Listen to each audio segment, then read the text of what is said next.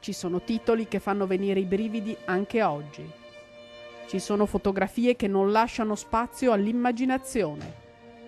Ci sono testimonianze che a 50 anni dai fatti sono attuali. Sono i giornali del Vaillant, copertine, prime pagine dei quotidiani italiani dei giorni immediatamente successivi alla terribile tragedia del 9 ottobre 1963. È solo una delle tante iniziative in calendario in questo anno pieno di eventi e commemorazioni. La mostra è allestita negli austeri spazi dell'Archivio di Stato in Santa Maria dei Battuti.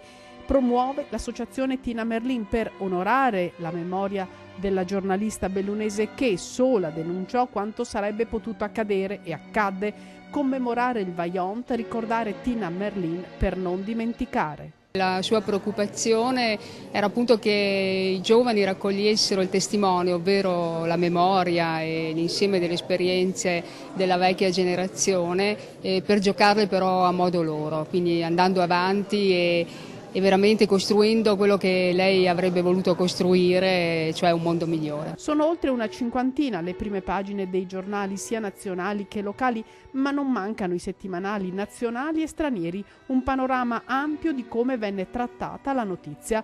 La mostra conta di raggiungere le scuole nelle ultime settimane dell'anno scolastico per educare gli studenti alla lettura critica del giornale, per imparare a cogliere, al di là del modo con cui vengono date le notizie, la realtà effettiva che quelle notizie riescono a comunicare.